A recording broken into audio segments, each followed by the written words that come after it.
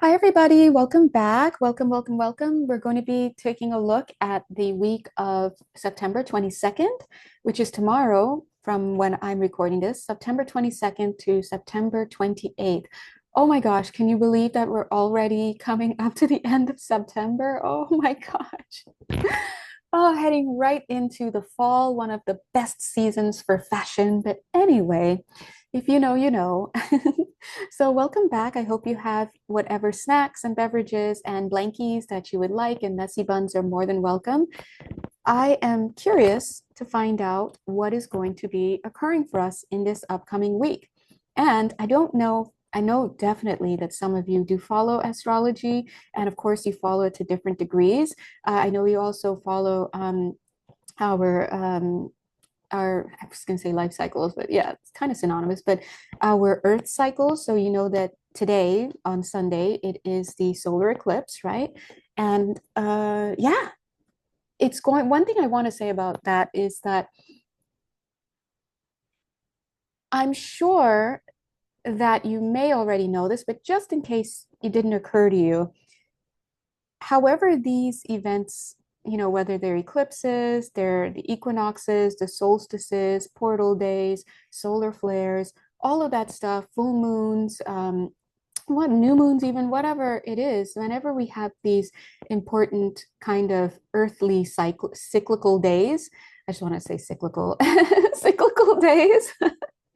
What happens is that they affect our energy field. And because, yes, we are part of the collective, and yes, in reality, with a capital R, meaning that when we are viewed from the highest perspective, the most high version of all that is, we actually appear to be one, right? But down here in this space where we appear to be many over time and over space, and can even refer to ourselves as a body with the words like, oh, the collective. And even in that sense, we tend to divvy collectives up, right? Like, oh, you're part of that collective and whatnot.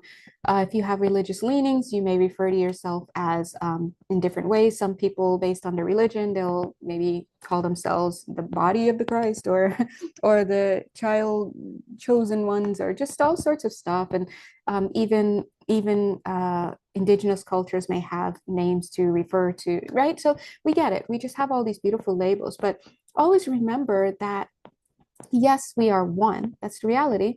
But while we're in this temporary state of individuation, and we have what we can refer to as a personality, and that we're walking this earth, that means that we have agreed to take on, yeah, persona. And we do have a natal chart. And the natal chart is pretty much the energies with which you have decided to work with in this lifetime.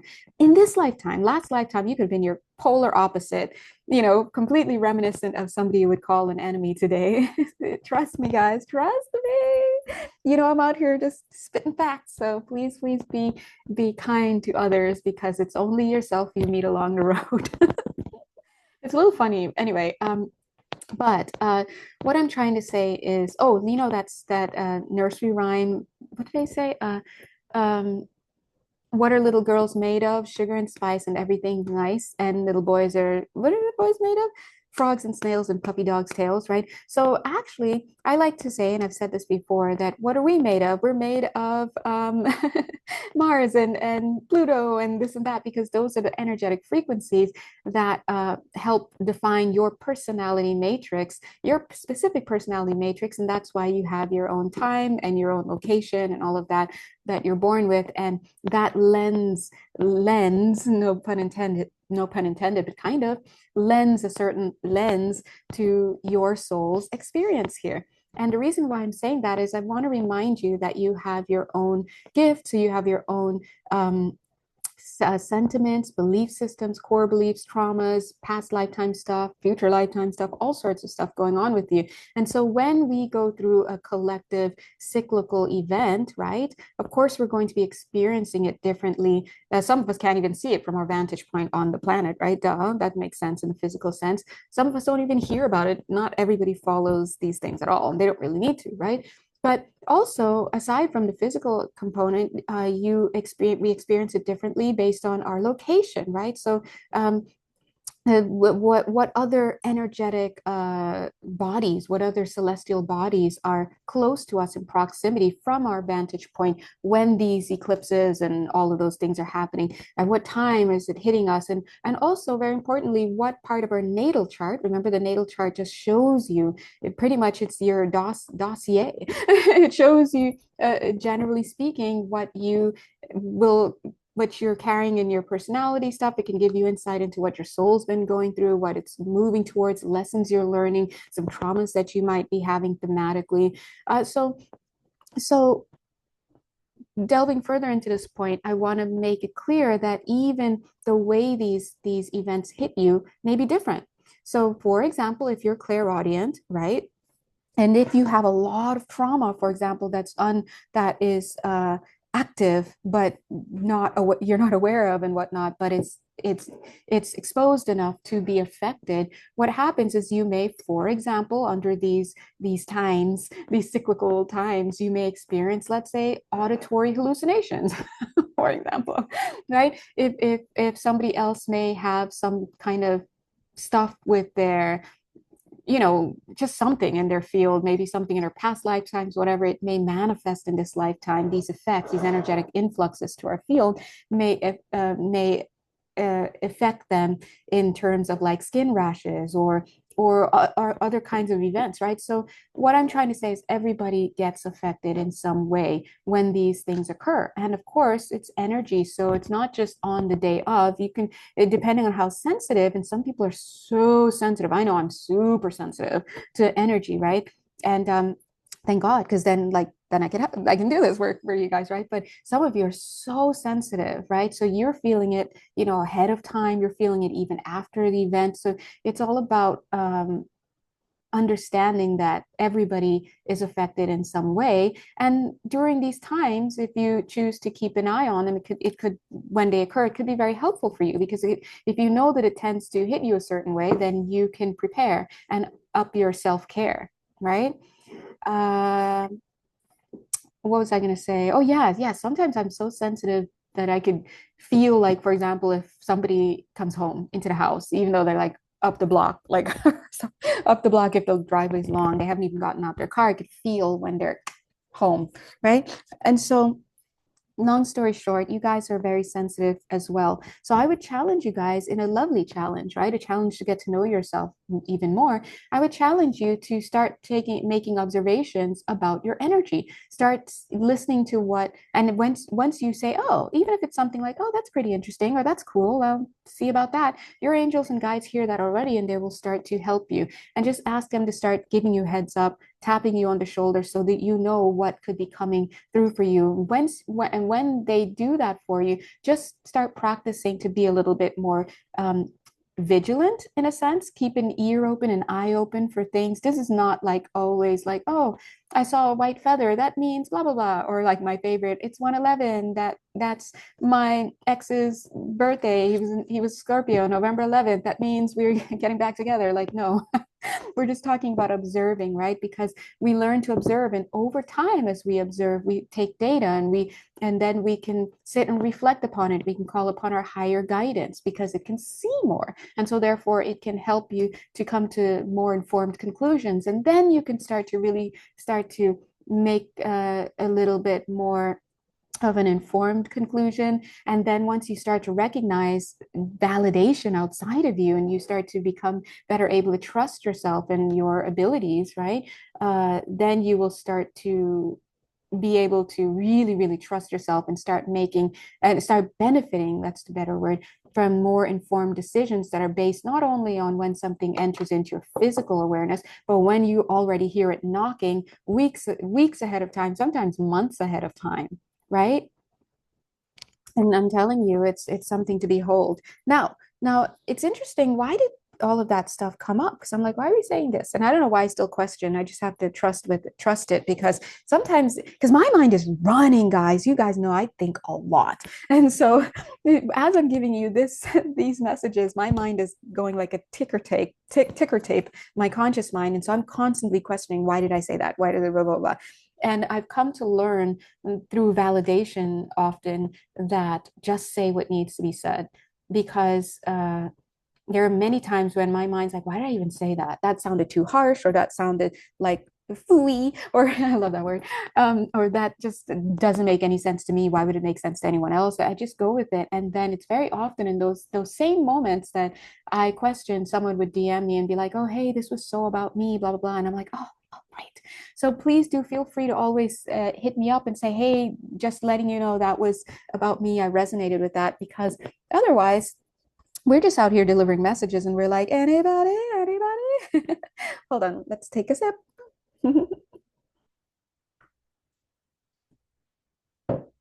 Okay. Now, the reason why I was questioning this, but now the reason why I immediately, when I said, "Oh, why am I thinking this? Why am I telling them this?" The answer came to me, and the answer is because I do feel a lot of you are going to be stepping into. Actually, I feel like some of you already have been, maybe about maybe a few of you up to 3 months ago, and for some of you, yeah, definitely 3 weeks ago. But if not, be ready. I think you're going to be stepping into greater psychic abilities. So you're going to start noticing more psychic phenomena. And even as I'm saying psychic phenomena, I'm recognizing, and I always try to remind you guys about this, but even the word psychic is a discursive term, right? These are just terms that we like to use, or we want to use to help us be able to have conversation. But we remember, we're always applying symbols and labels and our partial understanding to things for the sake of communicating about them. But we must remember always that they are just representative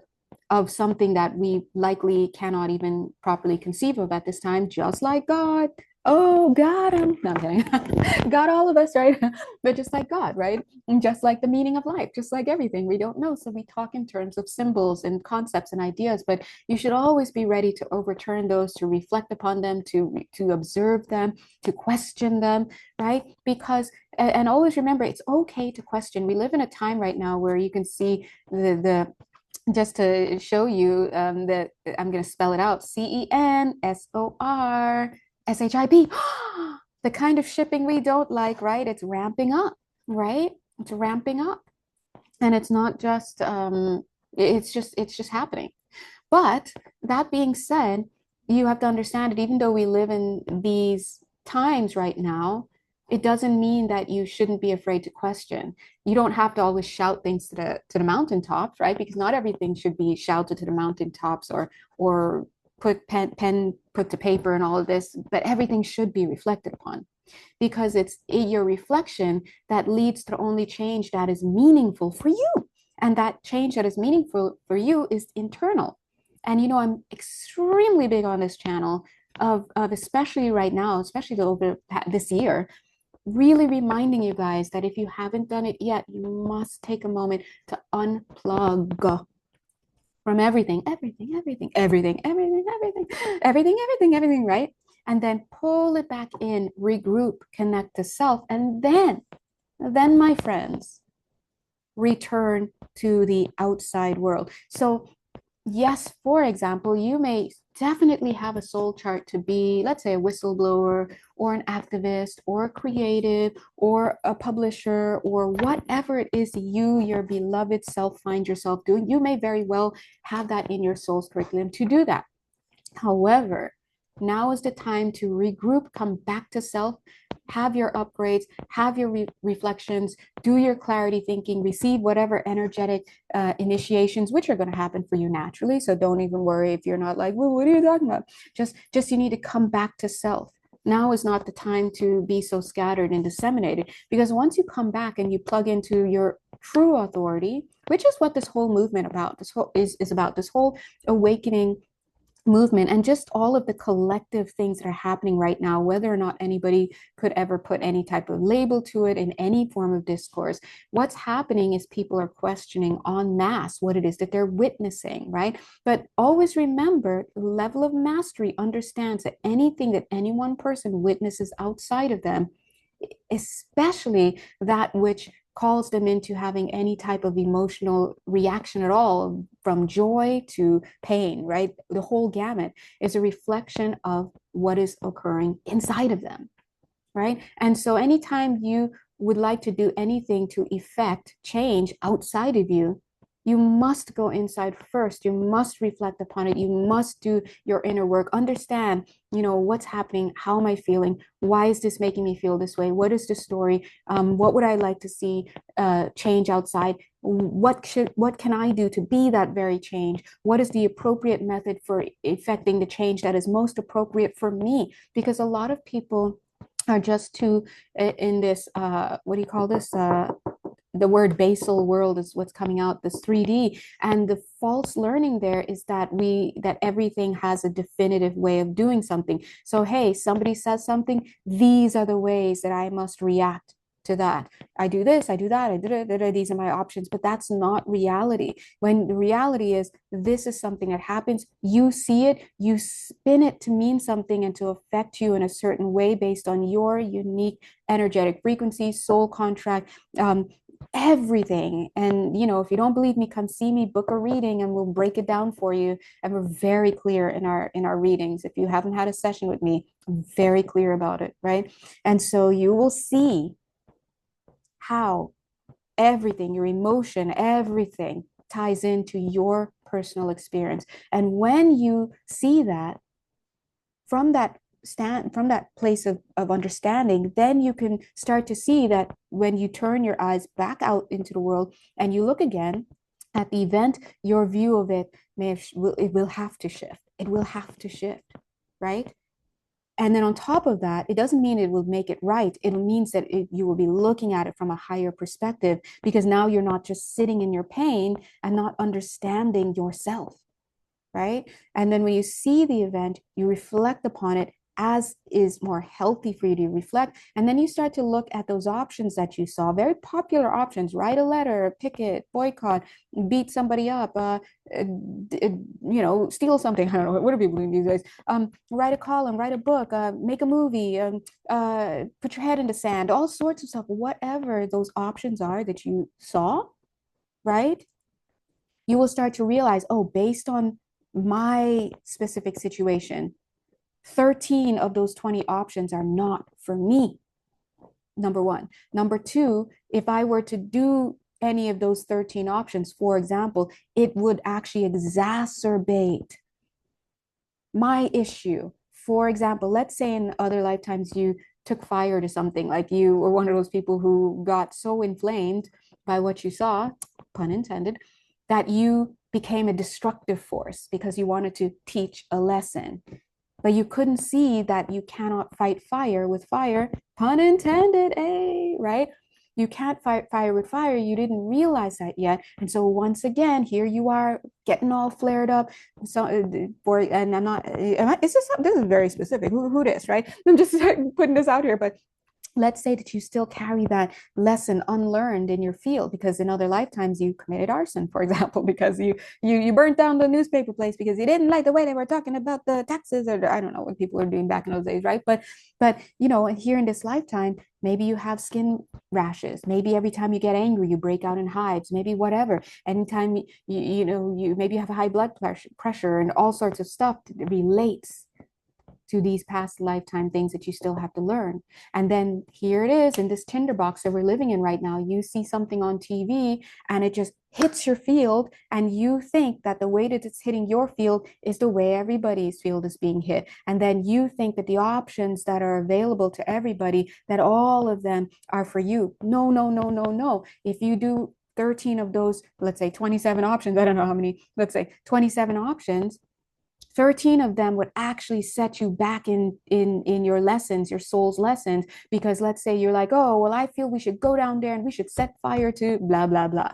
And there you go again. You don't realize in this lifetime you just made a big boo-boo, because you're doing exactly what this lifetime you were not supposed to do for your soul's learning. But you got caught up in the zeitgeist and programmed to see things a certain way, to respond to, not even respond, to react to them in a certain way, and to do certain things that set you yourself back. And in that specific moment, your test was to take another road. Maybe the highest road for you, the specific person, if you look in your chart, open it up, maybe it would have been to write a book. Maybe it would have been to start a charity. Maybe it would have been to call for peace. Maybe it would have been to let's say I don't know, do something that engages with looking at how how this whatever event is for the opposition, whoever the opposition is for you. Who knows, right? But the thing is that let's say that you didn't realize that because you didn't do the internal questioning and looking and healing and whatever. And so you just popped off based on what felt natural and familiar to you. And then therefore you picked up karma. Now, let's say that somebody else, let's say a buddy, and you say, just make it even more, somebody else in your life looked at the events, whatever, and took the same action that you took. But maybe they didn't pick up karma. Maybe you both went down there and blew up a garbage can. I don't know. I'm just saying, right? They didn't pick up the same karma that you did because maybe in their soul's curriculum, that was something. Look, there's the fire. I'm saying, guys, don't play. I'm out here, right? We're out here together.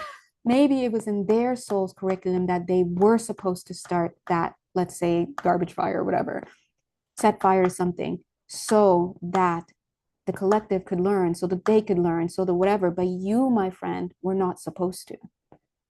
This is the problem that a lot of people today are not realizing. And it's understandable because we live in a world that we're very reactive and we don't pay attention to the self. And we're so highly programmed in our societies to think and see and be. I'm telling you guys, and a lot of you know this already because you guys, if you tune into this channel, you have soul mission and soul work to guide other people, your guides.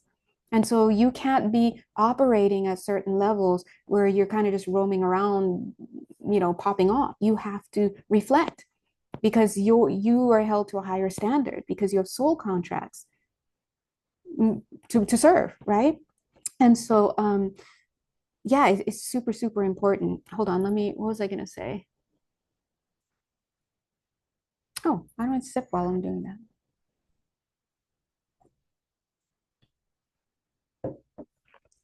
Excuse me. Yeah, and so anyway, long story short, the blind can't lead the blind, right? And if you are able to, there's a nice little quote. I don't remember who said it, but it was pretty awesome. Those who, what is it? Of course, let's butcher it, please. But those who have the privilege of dreaming have the obligation to, or something like that, or should, right? So the point is that if you have abilities to sit and reflect and to take a higher course and to understand things at a higher level of perspective. In other words, you're able to see something, you're able to uh, um, observe it, you're able to reflect upon it. You're able to, from that moment, respond instead of reacting. Let's say even more physically speaking, practically speaking, let's say that maybe you have more time and resources to be able to do that. Let's say that maybe you have less commitments in your life than somebody else would. Maybe they came in with 8 kids and you only have one, right? And so you get, right, whatever, wherever you can pitch in, it's a beautiful thing to be able to do that. But no matter who you are, you lead by example. You must lead by example. And mastery reminds us, level of mastery reminds us that we may be having the perception of having the same courses of action to us, and then the same courses of action, believing that we will all receive the same, what's the word? Let's say karma or not karma, whatever. What's the word? Approval? I don't know what the word is, but the same level of okayness for doing those things is false. If you have it in your past lifetime that you want to learn certain things and you come down here, you're not just going to follow everybody off the cliff because maybe it wasn't your path to go off a cliff. Now, this is something that's also important to a lot of those who serve missions and do this work for people. And it doesn't have to just be spiritual work. It could be anything. You could be a house builder, you could be a janitor, whatever it is, or you could be unemployed. But part of your soul's mission is to just be available and bumping it. So maybe you bump into random strangers and end up having conversations and change lives that way, right? But whatever it is, the thing that you have to remember is that, hold on one second. Pause. Okay, back. Yeah, the thing you have to remember is that you must lead by example because we understand mastery, level of mastery, again, reminds us that we must be the change we wish to see in the world, right? Gandhi was onto something. Now, he was saying something, he was making a large scale appeal to people, right? And I'm not, we don't need to, I know some people will be like, oh, but he was a controversial figure and how he lived. That's all well and good. We don't need to go into his human life in that way. Let's look at that. Sometimes that's a defense mechanism that's going on in your mind that's pushing against the message that wants to come through. What wants to come through is that saying right there. We understand that the universe that we live in, one of the spiritual laws is about self-concept. I am. What you believe yourself to be is what you will emit vibrationally out into the universe, and the universe must obey you. Why? Because of what you are. You are source energy. You have a fragment of God within. You are God. You are an aspect of God, whatever you want to call it, right? You're an aspect of creation, and so therefore you have free will. You're at a level of consciousness where you can exercise that free will. But people don't understand what that means. Simply stated, because of what you are, a multidimensional, sovereign, co-creator being, what you says goes. What you say goes. Period. The problem is you don't understand what you're saying. You don't know what you're saying half the time because it has nothing to do with what your conscious mind is thinking and saying and all of that stuff. And it has everything to do with what's going on in your subconscious. Oh no, no. I know. Subby sucks. I'm just kidding. We love you, subconscious, right? But it is what you believe to be true. Guess what? You're going to struggle to fly physically because you have a subconscious collective belief in gravity. There we go, right? Now, some people would be like, well, everybody, it's a measurable force. Blah, blah, blah. Okay, talk to that monk somewhere out in Tibet. I always call Tibet. Always, because they're filled with these masters, right? Talk to those ones who've levitated. Oh, you haven't heard of them? Maybe you should go ask your governments. Some of them know very well where these people are, right? Long story short, it's you mastery calls you to remember that what you believe, let's put it this way, as you believe, so will you perceive. Whatever you believe is what you're going to perceive outside of you. We talked about this with the spiritual laws. Whatever you have in your subconscious mind, whatever you have in your consciousness about yourself, I am. And most people, if not all, have I am a victim. That's a significant hurdle, right? Whatever you believe yourself to be is what you will vibrationally emit. You will not find a loving husband if you hate men, period. You can't do it, right? But you will find somebody who doubts you. You will marry your own self-doubt, for example. You will marry somebody, who doesn't want to see you succeed. But it has nothing to do with these people at all. These other people are just manifested forms that come in to reflect back to you, to give right back to you what you have put out vibrationally.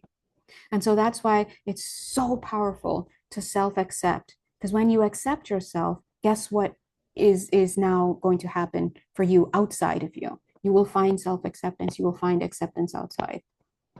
And it'll be much easier for you to accept others.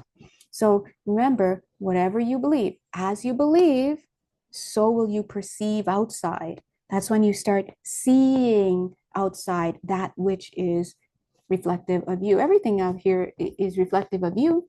But the very fact that even manifested in your world, that green chair over to your left, that chipped um, uh, glass or cup on the table, all of that is just a reflection of you. Story time, quick story time.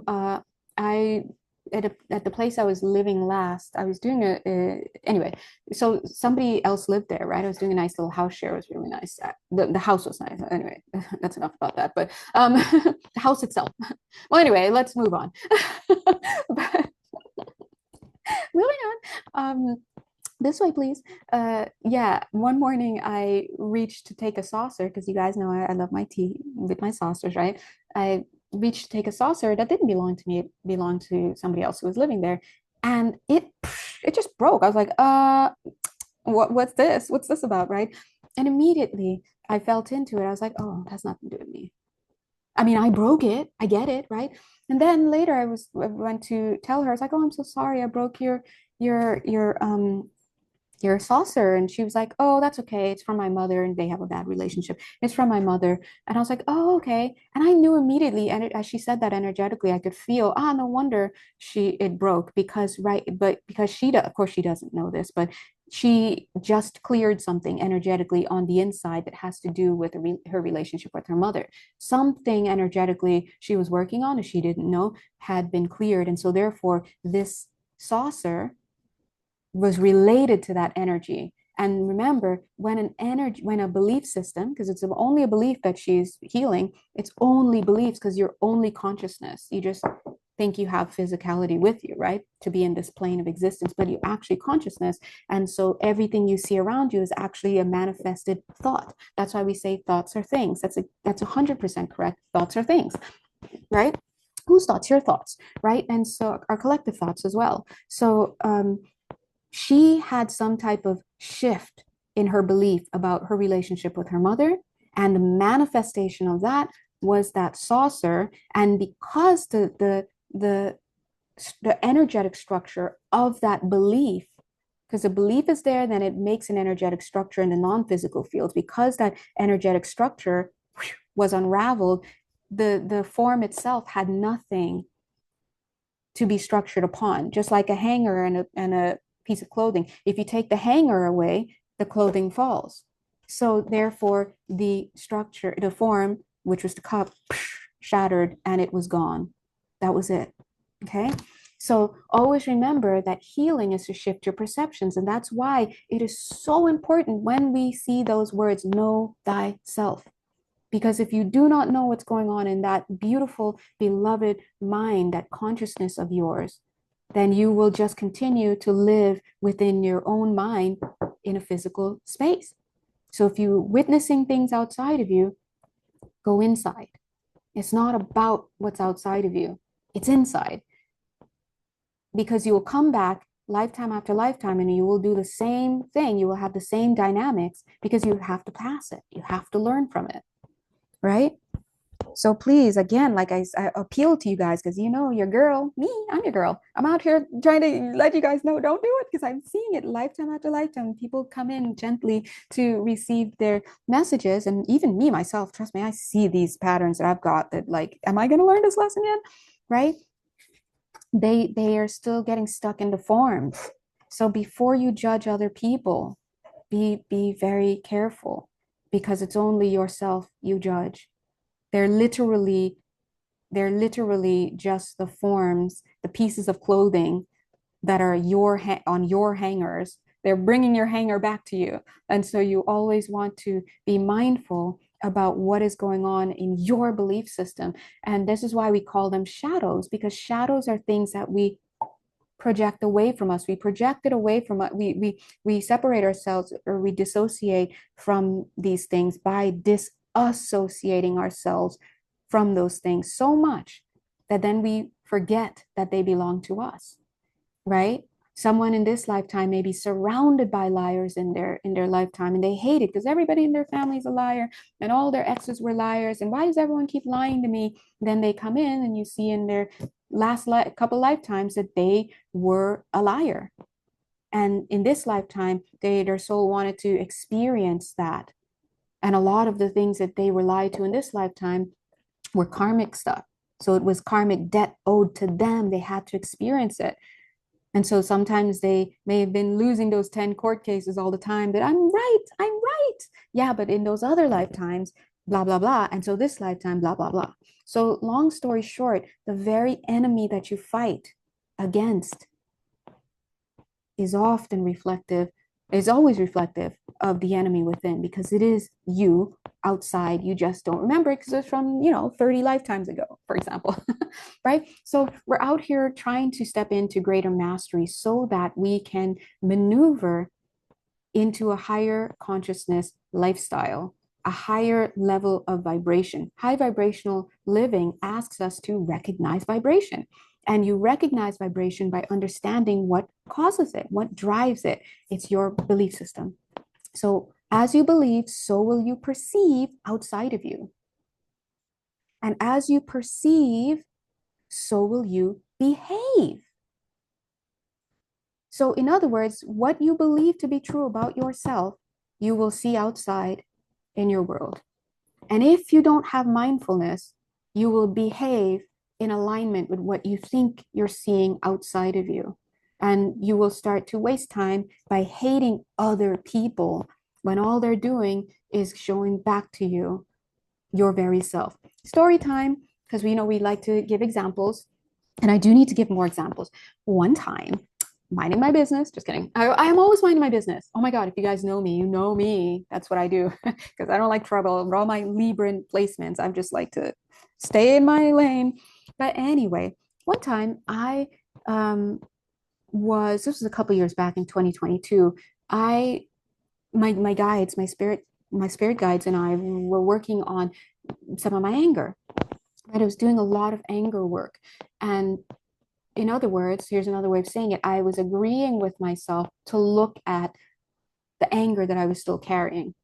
And whatever I was doing, whether it's journaling, tapping, reflecting, going for walks and, feeling the anger and blah, blah, blah, telling the story, reflecting on it with my guides, having dreams about it, whatever it is, right? Because I was working with the energy of anger, one day I just happened to like go to CVS, totes minding my business, totes. I went to CVS and it was my turn at the register. It was like nobody really in the store.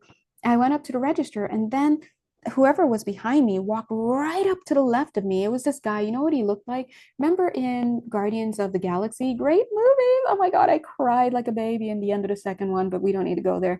But anyway, right? Anybody?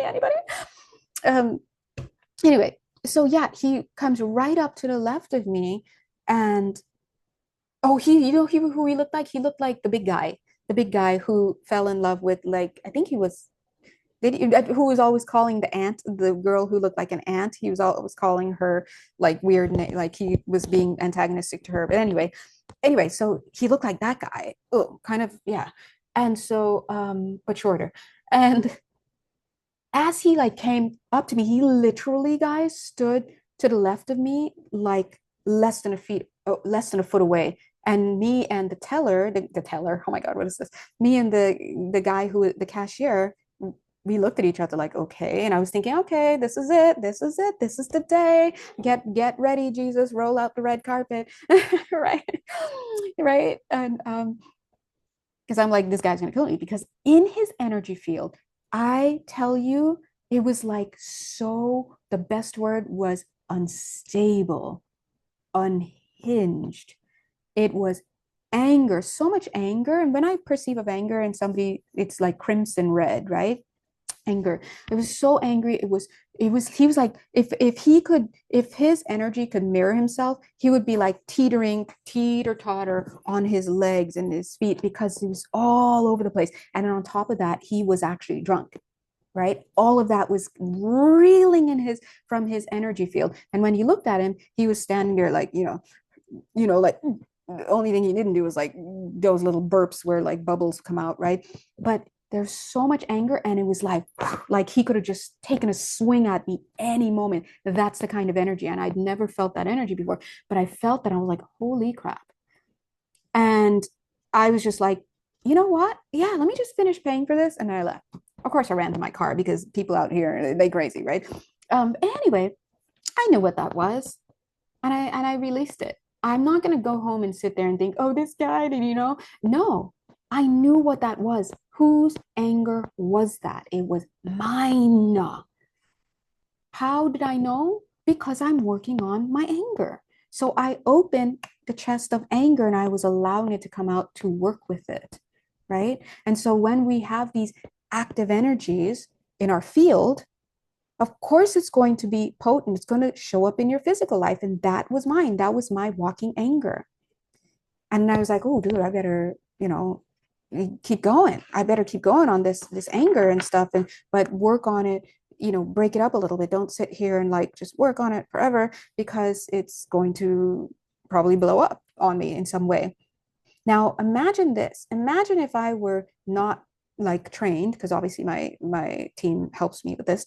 Imagine if I were not trained to take personal responsibility for my energy and I was still so heavily in victim mode, I'd have been like, oh my God, this guy, look at what he did, and this world isn't safe anymore. And then look at my beautiful honey color, if I would wanted to go in there and be like, oh, it's because I'm black, and in this area I'm in, and they don't like black people, and it would have just popped off. And let's say if I were somebody who even had like more self-righteousness and all of that, I'm going to write a letter and I'm going to make sure that I put this guy, because I just happened to capture him on camera, I'm going to go ahead and put it online, and I'm going to make sure that I dox him, and I'm going to see how people get into that.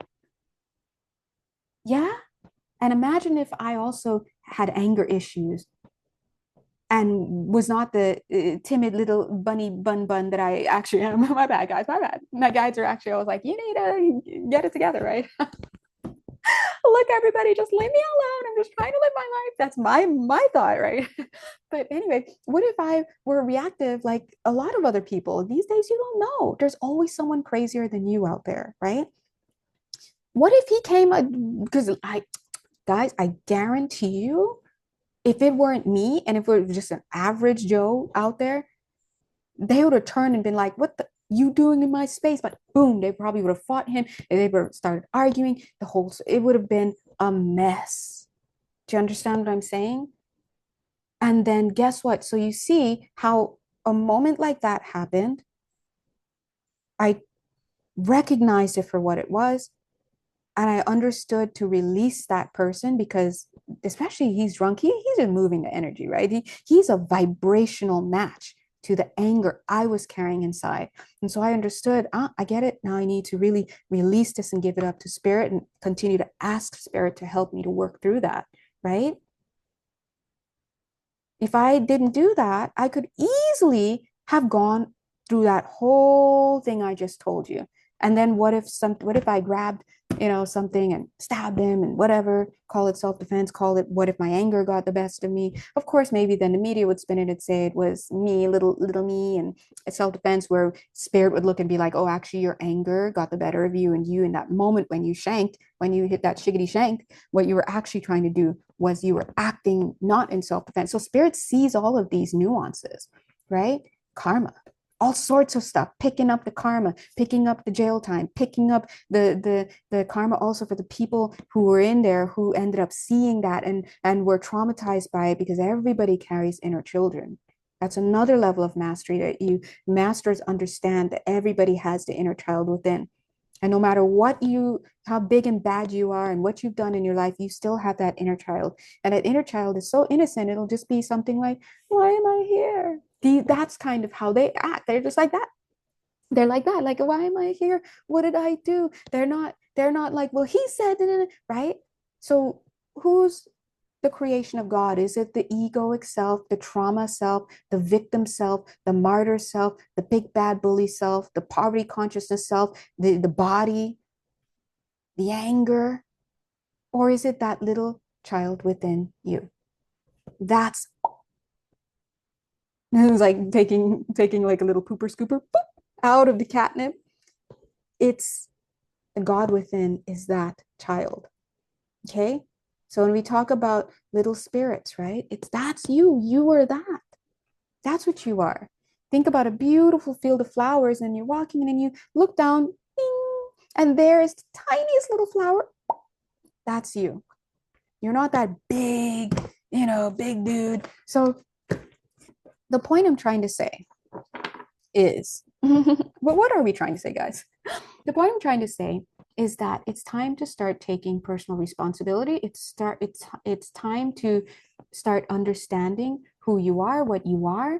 It's time to start understanding that you cannot throw your weight around anymore. The days for throwing, well, we shouldn't have been doing that in the first place, but it's very easy for us to get into a place, the huff and the puff, to throw our weight around, to hide in the sand, to the all sorts of other reactions, right? Everything but doing the one thing that your soul wants you to do, which is to look inside you. take a pause, take time out, look within yourself. Reconnect to yourself. You are the authority, not your sociocultural learnings, not what any book says, not what any official says, religious or secular, community official, whatever, not even what your parents and your family says, because we're all in the same boat. If you're a human, we're all in the same boat. We are all at the same level, right? And we all have our own unique requirements. We have our own soul contracts. So, two people may be having a similar experience, going through something that looks the same to all of us, but their responses have its own level of what is the highest level of response for them or the lowest level of response for them. Somebody's highest level of response, what that they would get, let's say, an A plus on, could be somebody else's F minus, right? So you can't believe everything you see, and you will continue to be blind and move blindly and pick up extraneous karma and all that stuff for no reason. If you keep moving as such. So if you find yourself at a time where you are still reacting instead of responding in your life, and you're not making time for self-reflection, even if it's just 5 minutes a day, even if it's just a quick prayer of gratitude or whatnot, then I would invite you at this time to start doing that. So this week, I think, yeah, I was checking to see this week. I know that some of you are continuing to have higher psychic abilities and higher abilities starting to come online, meaning coming into your awareness, right? Because of the clearing work that you're doing. But I think this week in particular, I'm not necessarily getting that that's going to be a big thing to be like, hey, everybody, keep an eye out for Thursday. Okay. What I would suggest that we do this week is to create space in your, yes, I was going to say in your home, but I was going to say energy, but they're saying energy field. Well, of course, create space. That can mean taking time, making time in your day for just nothingness, right? Because that's a form of getting into the receptive state. When we're too crowded, if we're overeating, if we're over planning, if we've got too many people in our energy field, if we're always outside doing stuff, if we're, right, all of that is too much activity. You have to get back down to zero. And sometimes it may even be about disconnecting from media for a certain amount of time, right? Because all of that constitutes energetic input. Now we want to make sure that you create a space, yeah, they're saying a safe space, a clear space, but making sure that there's less activity going on. Also drink a lot of water is what I'm getting.